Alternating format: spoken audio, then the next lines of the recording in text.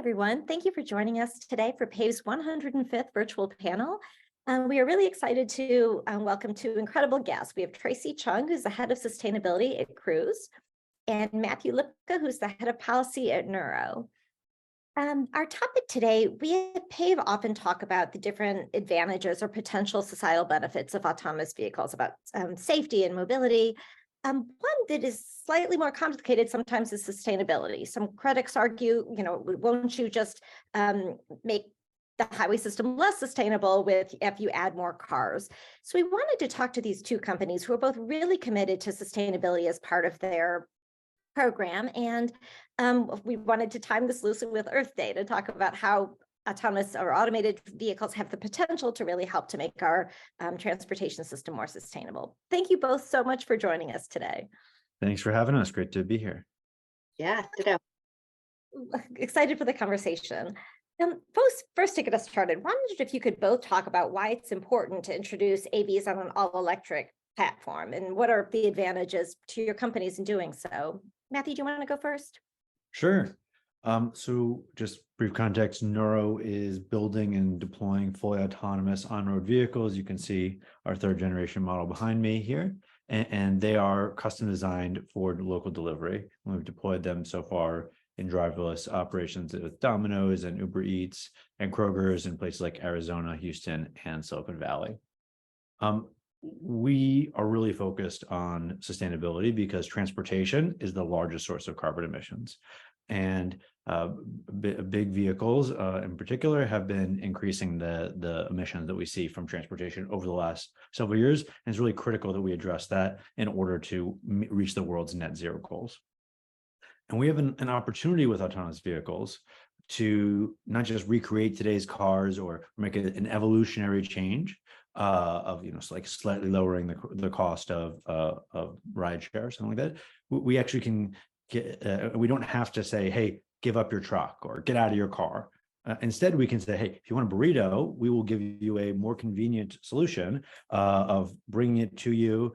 And we just so happen to do it in a cute, efficient, inexpensive, and electric robot.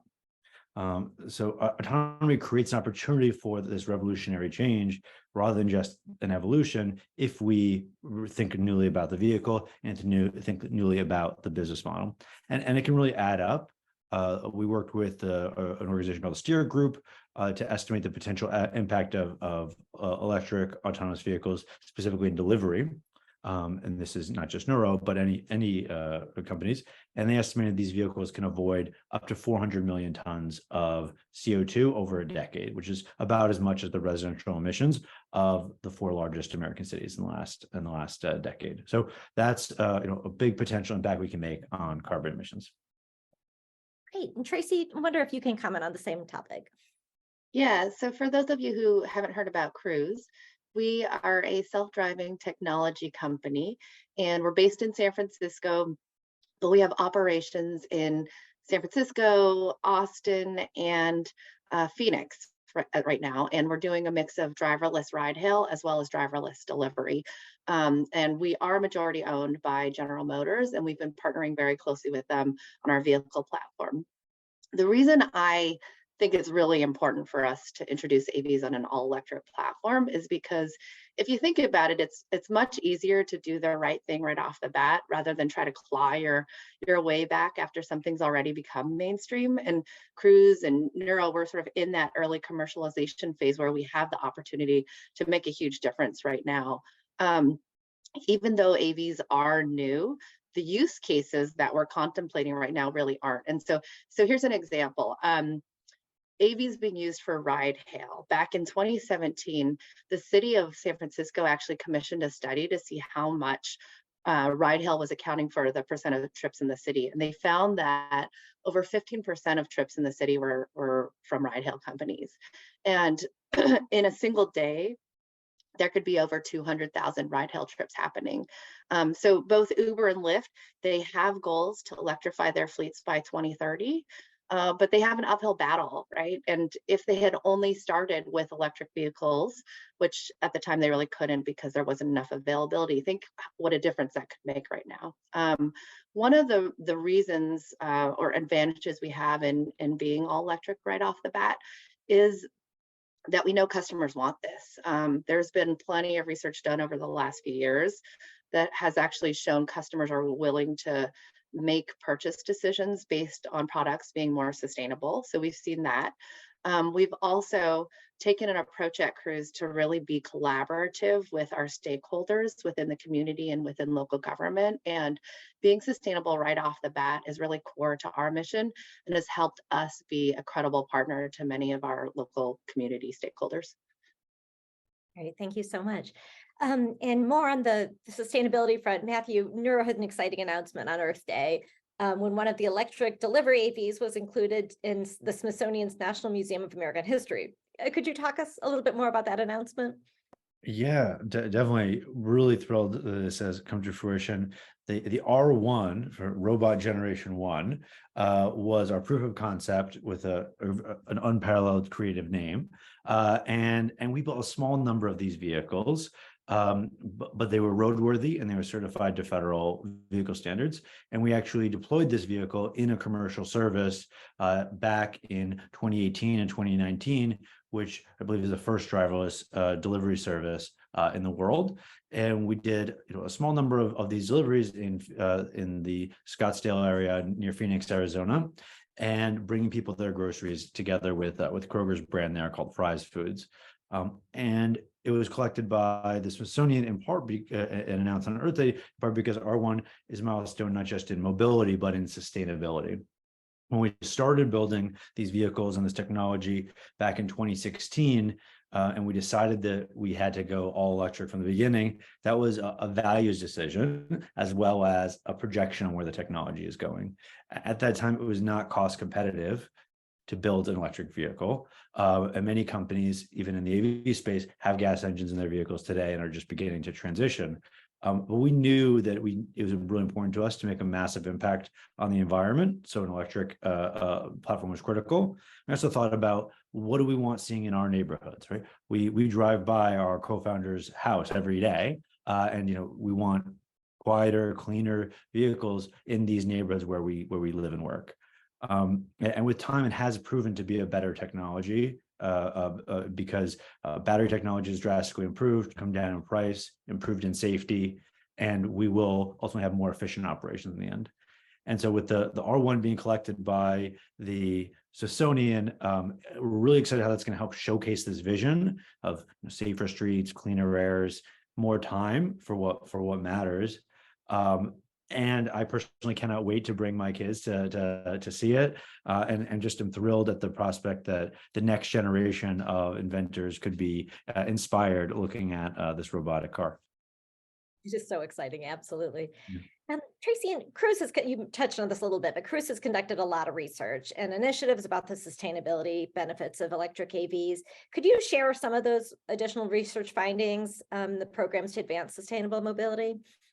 Yeah, I can speak to both research and programs. So one of the things that we're really excited about is our Farm to Fleet initiative. And Matthew mentioned that transportation accounts for, I think it's nearly a third of emissions in the United States. And not only is Cruise all electric, but we're also sourcing renewable energy for our fleet from local farms in the California Central Valley. And so that's a program that we're really proud of. It helps us bring the benefits of AVs to communities that won't necessarily see our service right away. If you go beyond greenhouse gas emissions, though, one of the things that we also looked at was how AVs can increase equity. Transportation is not only a leading cause of greenhouse gas emissions, but it also is a leading cause of air pollution. And air pollution is, even worse, it disproportionately affects disadvantaged communities and people of color, and is a leading cause of death worldwide. And so we have actually partnered with an organization named EV Noir, which some of you may know and have heard about. And we wanted to study the opportunities and challenges for electric autonomous rideshare in San Francisco. And what we found there is that electric AVs really do have an immense potential to positively improve communities and improve access to sustainable mobility for everyone.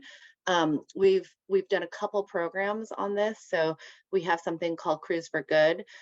During the pandemic, we started using our electric AVs to deliver meals for people at risk, and we've delivered over 2.3 million meals to date. Another thing we did was through our Cruise for Good program, we're actually piloting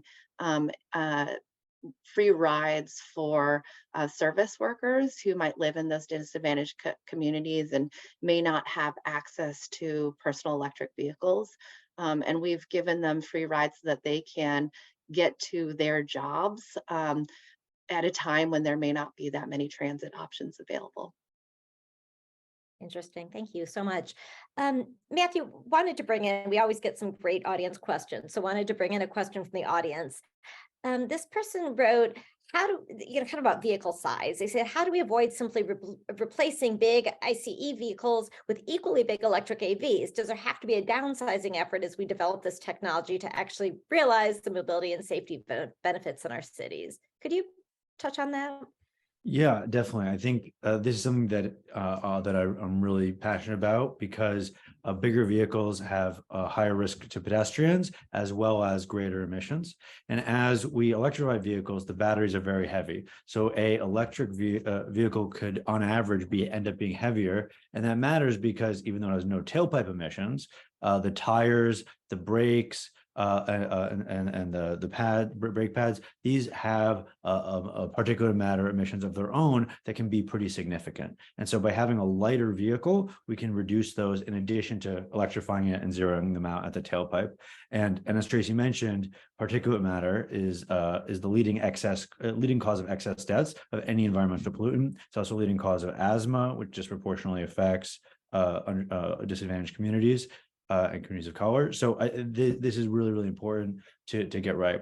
The Neuro vehicle is smaller than an average vehicle. R1 is about half the size in terms of width and 2/3 the length of a standard sedan, and it weighed just over 2,000 pounds compared to the average vehicle in the fleet is about 5,000 pounds today. So by lowering that weight and making it zero type of emissions, we can really improve sustainability. It also really matters for safety, right? And which is connected to sustainability, because if the SUVs and trucks on the road today are 2 to 3 times more likely to kill a pedestrian than a sedan if they're in a collision. By redesigning the vehicle, we can make it much safer for pedestrians. Neuro's built passive protection to kind of sacrifice some of the vehicle design to protect those outside of the vehicle. And we also will, in our next generation vehicle, we've done the design work for an external pedestrian airbag. All of these things, plus leaving more space on the road, makes it easier to do active transportation, right? Walking, cycling, scooting, all these things that have much lower environmental footprint. So safety and sustainability are really connected, and size is actually, I think, an aspect of vehicle design that is not as much focused on, because we want to carry more stuff, right? We want to have more people in our car. Well, if you don't have to have your whole family in there because you're just carrying dinner, you can actually build a smaller vehicle. Great, thanks so much. And Tracy, I wanted to touch on the issue that I brought up at the beginning of the conversation. There's a lot of talk about electrification to help make our transportation system more sustainable. But just last week, the administration announced their goal to have 50% of vehicles by the year 2030, either electric vehicles or plug-in hybrids. Electrification is certainly really important, but a lot of critics will also say about autonomous vehicles, won't that just increase the number of vehicles driving around? How important is it to think about shared mobility and mobility as a service? Is electrification enough, or do we also really need to think about just reducing the number of vehicles to people? Yeah, I was going to comment too on Matthew's last answer, that The way I think about it is necessarily just about vehicle size. Shared mobility is really, really important. So you may have a bigger electric vehicle, but if you can get more people in that and remove a few vehicles off the road, that's like a huge sustainability benefit, right? I'll also say that my views on this topic have actually changed quite a bit over the last few years. So I come from the utility industry, and what used to be the case back, I don't know, a decade or so ago, when you talked about homes and making homes more sustainable, is that in the utility industry, we used to have like a pecking order. And so you first wanted to tackle energy efficiency. The last thing you wanted to do is go renewable energy and electrify everything, right? And my thinking on this has changed. I think the goal is to electrify as much as you possibly can, as quickly as you can. Of course, assuming that you have enough renewable energy to support all of that electrification. Once you've done that, then maybe you can think more about reducing, increasing efficiency. But right now, if we focus first and foremost on efficiency, sometimes we might lose out on the fact that you can get some huge sustainability benefits from electrifying right off the bat. So I don't know if that answered your question, but I do think electrification is really key. Making sure all of the energy sources are green is really critical. That's something that I think needs to be more and more a focus of policy and like overall funding work right now. But along with that, I think it's really important to incent people to do transit, take shared mobility, do joint rides. Like all of that matters. Like it's not an easy problem to solve, and we're going to have to tackle it with as many different solutions as we can. For sure. And then kind of along that line too, obviously infrastructure has been a huge conversation for a long time now in our country. And the bipartisan infrastructure bill invested $7.5 billion in EV charging stations. I wanted to just get your thoughts on if that's enough. One of the big concerns is as we really increase the number of electric vehicles, we need to be sure that we have the infrastructure to support that. Based on your experience running EV operations, do you think that's enough? Are we ready to support this huge new number of EVs, or what more can we do? Yeah, I'm happy to share my thoughts, and I'm sure Matthew has some as well. Again, I came from the utility side in my previous career and was working on fleet electrification. And what I've seen there and what I've seen here at Cruise is that there really is not enough infrastructure to support electrification right now. And even with more funding going into building the charging stations themselves, there also needs to be effort put on and incentives put on making sure that the charging structure that's installed actually works, right? And so, if there's a lot of charging stations out there, but you roll up to one and it's not working, you're automatically going to lose faith, or very quickly going to lose faith with the idea of being able to move yourself around really efficiently through an electric vehicle. And so I think any amount of money going in to improve our charging infrastructure is amazing. Is $7.5 billion going to be enough? Probably not. It's probably going to take a lot more investment from both the public and private sector. And yeah, then also the question of whether the grid can support the charging stations, which is Yeah. another panel entirely. Matthew, Exactly. sorry, Yeah, that's exactly where I was going, is that I'm even more excited than the 7.5 billion for the charging infrastructure, the 65 billion for the clean energy grid, because it takes so long and to get a power upgrade to build one of these a charging stations that can support a fleet, because with autonomous vehicles, most of the early applications are fleets owned by manufacturers, developers, partners, right? And so these fleets are not going to be charging at the rest stop on the highway, where, by the way, they can't plug themselves in, right? Because they are a robot. And so they're going to be in depots and partnerships that have maybe shared EV charging stations, but with people staffing there. And so you're going to have bigger areas of charging stations for that, where multiple vehicles can charge at one time, and that requires grid upgrades. And so, that money that's almost 10 times as much for the grid could end up being the even more critical component. Sure. Want to circle back a little bit to the vehicles your companies are working on. If both the Cruise and Neuro, you're not just making autonomous systems, but entirely new types of vehicles. Kind of want to talk about this. We hear this phrase a lot of purpose-built vehicles, but can you talk about what that means and why your companies believe it's important to create purpose-built vehicles? Tracy, do you want to go first? Yeah, I'm happy to. So for those of you who may not have seen it, Cruise announced that we are working with GM on a purpose-built vehicle called the Cruise Origin. It's sort of minivan sized and it can actually seat 6 people. It has no steering wheel and has a very different form factor than a personal vehicle that you'll see on the road right now. I think it's important for us to be building these purpose-built vehicles because you want to create the right form factor for the right use case. And so in our consideration, ride hailing, a traditional vehicle is not necessarily conducive to having shared mobility. And again, that's something that we are trying to incent, is making people take rides and share rides in our Origin vehicle. On top of that, though, making a purpose-built vehicle can help us increase access and serve communities who are kind of left out in the traditional transportation system. So we're actually working on a wheelchair accessible version of the Origin, which I think is something that would be very difficult to do if it wasn't a purpose-built vehicle. Also on the delivery side, we believe a purpose-built vehicle can help us maximize efficiency because we can look at a variant of the Origin that is really built for delivery and making sure it's then as efficient as possible. Hey, Matthew, do you want to touch on that as well? Yeah, I see 4 big benefits.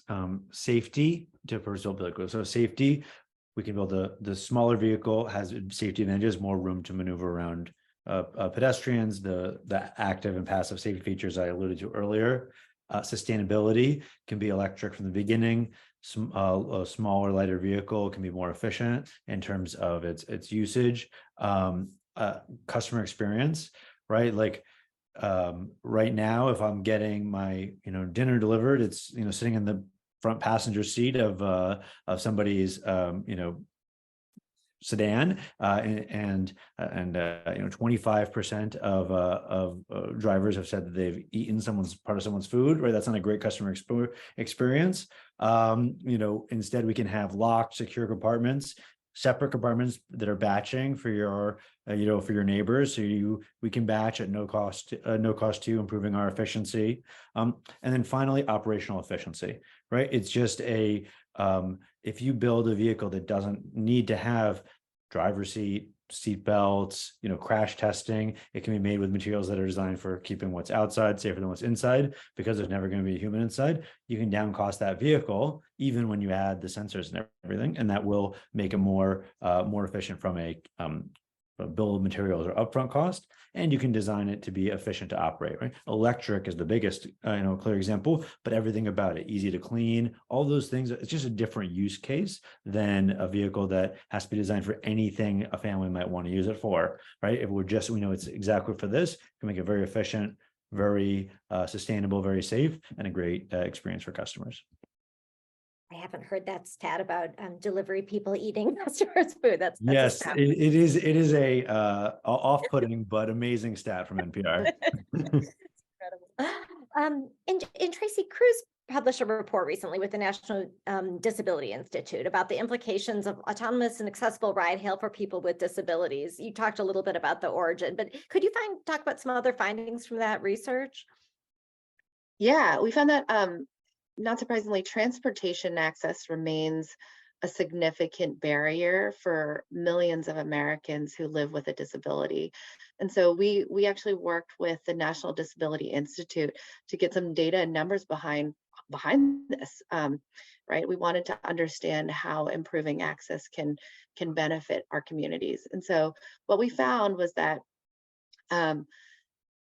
not only does empowering people with disabilities to have more independence and control over transportation lead to benefits for those individuals personally, there is an economic benefit as a whole. So a scaled, accessible AV service could grow the US economy by nearly 4% and potentially save the federal government more than $120 billion by reducing federal spending and increasing revenues. And that's because, again, by improving access to transportation for those millions of Americans who live with a disability, you're going to be able to increase their ability to get jobs and be productive for the economy. Great, thank you. In Matthew, another report, last year, Neuro became the first dedicated AV developer to publish an ESG, or Environmental, Social, and Governance report. I wonder if you could talk a little bit about your report and the findings there. Yeah, thanks for that. A really exciting milestone to enter this. It covers not just sustainability, as you mentioned, but social and governance factors as well. And that report kind of explains how our service can help make the way goods move more sustainable, and details the actions we as a company are taking to create a more sustainable enterprise in our first 5 years. And we had 11 topics that met the materiality threshold across 3 areas: so governance, sustainable products, and people, things like diversity and workplace safety.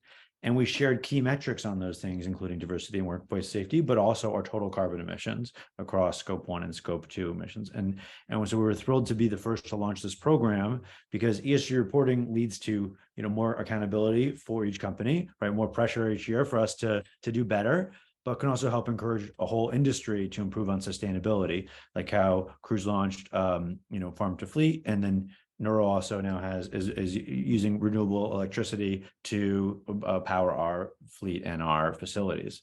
And frankly, it's also good business.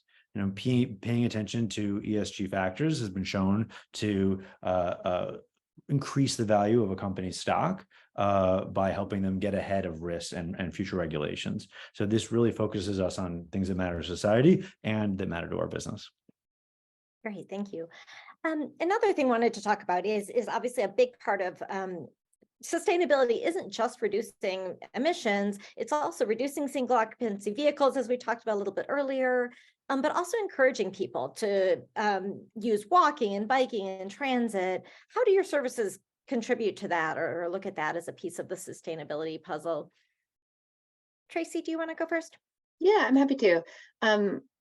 At least in San Francisco, over 50% of trips are already made via walking, biking, and transit. And so what we think of is that Cruise can be a great complement to those modes. If we're able to improve on-road safety, it actually improves the walkability of our communities and the bikeability of our communities around us, right? So I live in San Francisco. I have biked with my children through streets to work and to get them to school. And I've actually heard frequently from friends that they would never bike with their kids because of crazy drivers, right? And I've experienced that myself. And I, working for Cruise, am actually feel much safer when I'm biking around an AV. And so I think if as AVs grow and scale, our roads are just going to become safer, and that is going to lead to more people wanting to walk and being willing to bike and take transit. Another way, though, outside of that Cruise is additive to the transportation system is by filling gaps that might currently exist. So I mentioned this briefly before, but we actually have a program right now that we're piloting where we are offering to connect late night shift workers with rides home when there aren't very many transportation options that are very out there to meet their needs right now, right? Transit doesn't run that frequently late at night. And so we're trying to augment the existing transit system. Great. We're almost at time, but Matthew, did you have anything you'd like to add on Neuro's perspective? I would just mention, one of the big reasons people buy a car is to haul stuff, right? Like I love the bus, but I don't love carrying a week's worth of groceries home on the bus. And so if we can make some of those use cases for the car are less necessary, then people might reconsider the number of cars they have in their household, as well as making more space on the road for pedestrians. And then the last thing I wanted to mention is that I think we've talked a lot about how companies are taking action to enable more zero emission operations, but communities also are playing a big role here. We just saw yesterday Portland announced a zero emission delivery zone, which follows Santa Monica. California is requiring all AVs to be electric by 2025, which both of our companies advocated for. So I think that there's a lot that communities are taking and doing here. And so I'm glad that NERO is able to partner with a lot of these communities to further sustainability. Thanks for bringing that up. That's one of my favorite messages, in all of our conversations at PAVE, is that it takes a village. It's the public sector and the private sector and academia, nonprofits, and all of these entities working together to create a better transportation system. So perfect ending there. Tracy and Matthew, thank you both so much for joining us today. Great conversation. Thank you to the audience for joining us today too. And you can check out additional resources related to this conversation at our website, pavecampaign.org. We'll see you next time. Thank you so much. Thank you. Thank you.